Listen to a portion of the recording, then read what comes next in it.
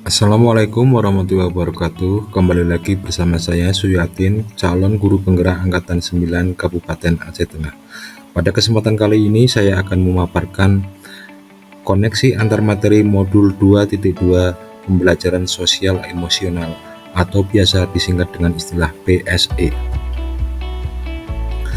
Pada koneksi antar materi kali ini terdapat pertanyaan pemantik. Pertanyaan pemantik yang pertama adalah: apa kesimpulan tentang perubahan pengetahuan, keterampilan, sikap sebagai pemimpin pembelajaran setelah mempelajari pembelajaran sosial dan emosional? Jawabannya adalah, sebagai guru sangat perlu mempelajari materi tentang pembelajaran sosial dan emosional agar dapat memahami, menghayati, dan mengelola emosi, kesadaran diri, menerapkan dan mencapai tujuan positif pengelolaan diri, merasakan dan menunjukkan empati kepada orang lain, kesadaran sosial, membangun dan mempertahankan hubungan yang positif termasuk keterampilan berrelasi, dan membuat keputusan yang bertanggung jawab atau pengambilan keputusan. Hal tersebut sesuai dengan 5 kompetensi sosial dan emosional yang harus dimiliki. Sebagai guru sebagai pemimpin pembelajaran harus menerapkan kelima kompetensi sosial dan emosional tersebut agar dapat mewujudkan pembelajaran yang nyaman, menyenangkan bagi murid dan menciptakan karakter murid yang berbudi pekerti luhur, sehingga akan terwujud perubahan positif pada diri murid, baik secara pengetahuan, keterampilan, dan sikap. Pertanyaan pemantik kedua: apa kaitan pembelajaran sosial dan emosional yang telah Anda pelajari dengan modul-modul sebelumnya?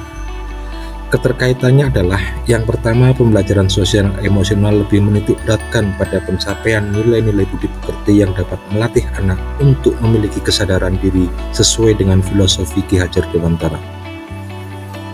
Yang kedua, pembelajaran sosial dan emosional merupakan pembelajaran yang dilakukan secara kolaboratif oleh seluruh komunitas sekolah. Hal ini sesuai dengan nilai guru penggerak yang bersifat kolaboratif. Untuk mewujudkan pembelajaran sosial dan emosional, maka seorang guru penggerak harus dapat menjadi pemimpin pembelajaran yang dapat membuat lingkungan sekolah yang aman, nyaman, menyenangkan, namun tetap menantang dan relevan bagi muridnya. Yang ketiga, pembelajaran sosial dan emosional dapat terwujud jika seorang guru penggerak memiliki visi yang dapat menciptakan perubahan budaya positif sehingga dapat menghasilkan anak didik yang berkarakter. Yang keempat, pembelajaran sosial dan emosional sangat erat kaitannya dengan pembelajaran berdiferensiasi, karena satu sama lain menekankan pada kebutuhan belajar anak yang harus dipenuhi agar menghasilkan murid yang bertanggung jawab. Yang kelima, seluruh modul saling terkait untuk demi mewujudkan pembelajaran yang berpihak pada murid sesuai dengan profil pelajar Pancasila. Di modul koneksi antar materi ini terdapat juga pertanyaan lanjutan. Pertanyaannya adalah, sebelum mempelajari modul ini saya berpikir bahwa, sehingga setelah mempelajari modul ini ternyata. Sebelum mempelajari modul ini, saya berpikir bahwa pembelajaran hanya bertujuan untuk mengubah pengetahuan dan keterampilan anak saja, sehingga pembelajaran terfokus pada pemenuhan nilai belaka. Setelah mempelajari modul ini, ternyata belajar dapat mengubah karakter secara psikologis, sehingga anak akan memiliki kesadaran diri yang tinggi untuk dapat memahami perasaan diri dan orang lain, memiliki manajemen diri untuk dapat mengelola emosi, memiliki kesadaran sosial sehingga peduli dengan orang lain, memiliki kesadaran berrelasi agar dapat berkomunikasi secara efektif dengan orang lain, dan dapat mengambil keputusan yang bertanggung jawab terhadap pilihan-pilihan yang ada. Pertanyaan lanjutan yang kedua adalah, berkaitan kebutuhan belajar dan lingkungan yang aman dan nyaman untuk memfasilitasi seluruh individu di sekolah agar dapat meningkatkan kompetensi akademik maupun kesehatan psikologis well-being. 3 hal mendasar dan penting yang saya pelajari adalah, 3 hal mendasar yang penting yang saya pelajari adalah, yang pertama, menerapkan 5 kompetensi sosial dan emosional, yaitu kesadaran diri, manajemen diri, kesadaran sosial, keterampilan berrelasi, dan pengambilan keputusan yang bertanggung jawab.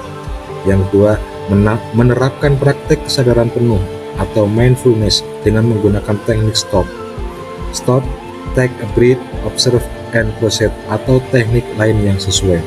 Yang ketiga, menerapkan 4 indikator PSE yang berkaitan dengan kelas dan sekolah seperti pengajaran eksplisit, integrasi dalam praktek mengajar guru dan kurikulum akademik, penciptaan iklim kelas dan budaya sekolah, dan penguatan KSE pendidik dan tenaga kependidikan di sekolah.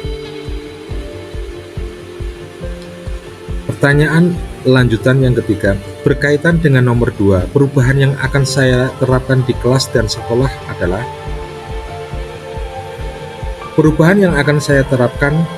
Yang pertama, perubahan bagi murid, yaitu memberikan pengajaran eksplisit dengan kegiatan kokurikuler dan ekstrakurikuler, melakukan integrasi dalam praktek mengajar guru dalam kurikulum akademik seperti melakukan pembukaan hangat, kegiatan inti yang melibatkan murid secara aktif, dan penutupan optimistik.